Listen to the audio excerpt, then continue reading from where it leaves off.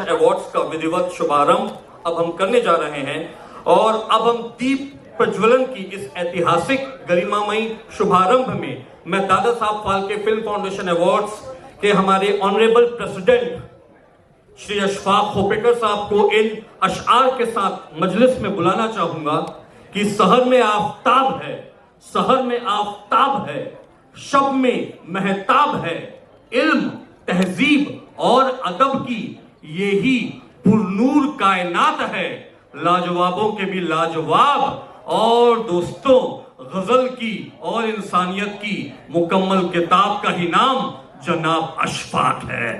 जोरदार तालीम के गड़गड़ाहट के साथ दोस्तों, I would like to call upon our honourable president Ashfaq Khopekar sahab on the stage please.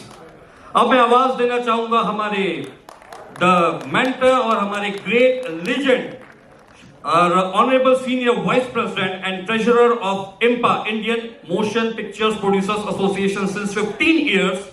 Ladies and gentleman, इंसानियत और मोहब्बत की दुआ है, इंसानियत और मोहब्बत की दुआ है, हर सवाल का ये जवाब और मुस्कुराता हुआ फरिश्ता है और इस मुस्कुराते हुए फरिश्ते का ही नाम आवर सीनियर वाइस प्रेसिडेंट, दोस्तों जोरदार तालियों की गड़गड़ाहट हो जाए, बाबू भाई थिब्बा है। Great Galaxy of Dada Saheb Phalke film foundation awards 2024, जोरदार तालियां हो जाए दोस्तों।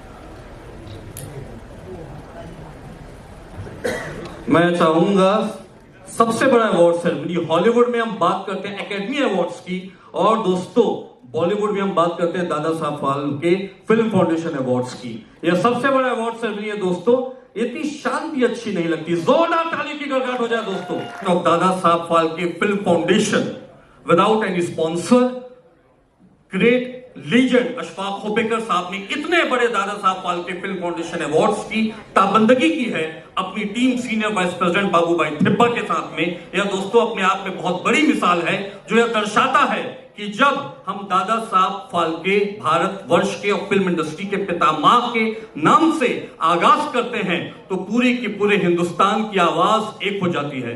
जोरदार तालियों की गड़गड़ाहट के साथ I would like to call upon our honourable president of Dada Sahab Phalke Film Foundation, Ashfaq Khopekar Sahab, to give away his wonderful enlightening speech. हो चुका है, आप लोग बैठ के बोर हो चुके हैं, मैं बोर करने वाला इंसान हूँ भी नहीं, तो मैं इस कार्यक्रम को शुरुआत करने की इजाज़त देता हूँ और आप सबका स्वागत करता हूँ कि इस तरह से ही आप सबका सहयोग इस कार्यक्रम को मिलना चाहिए। मेरा उद्देश्य है, बेसिक उद्देश्य है कि टेक्नीशियंस लोग जिन्हें हर जगह पे पीछे रखा जाता है, तो इस अवार्ड को शुरुआत करने का, उसे आगे बरकरार रखने का मेरा एक ही मकसद है कि टेक्नीशियंस लोग आगे आए और उनको भी प्रोत्साहन दिया जाए कि एक हीरो अगर दादा साहब फाल्के अवार्ड गवर्नमेंट देती है लेकिन उसके पीछे 50-100 टेक्नीशियंस होते हैं तब जाके वो हीरो इतना चमकता है, लेकिन उसको एक ही अवार्ड दिया जाता है गवर्नमेंट की तरफ से। ये हमारे टेक्नीशियन का नंबर कब आएगा? तो एटलीस्ट इन्हें ये समाधान यहाँ से मिलता है, इस प्लेटफॉर्म से मिलता है कि उनको भी एक डिजर्विंग पर्सन्स है, उनको भी सत्कार मिलना चाहिए, उनका भी हक बनता है। तो इसीलिए सिलसिला शुरू हुआ है और मैं चाहूँगा कि इस सिलसिले को मैं आगे भी शुरू रखूँगा बड़े जिद्दोजहद के साथ में, और ताकि इसको बंद करने के लिए और कुछ बहुत सारी लोग प्रयत्न कर रहे हैं, इसका अवार्ड का गरिमा खराब करने के लिए भी लोग कुछ ट्राई कर रहे हैं, लेकिन इससे कुछ नहीं होता है। वो तो इज्जु मन तशा वो तो जिल्लु मन तशा, इज्जत जिल्लत देने वाला अल्लाह है और कोई किसी की इज्जत कम नहीं कर सकता। मैं इस बेस पे चलने वाला इंसान हूँ और इस बरकरार रहेगा। मेरी तरफ से कोशिश रहेगी कि इस अवार्ड को और अच्छी तरह से पेश करूँ, टेक्नीशियन लोगों का मुकाम और बढ़ाऊँ।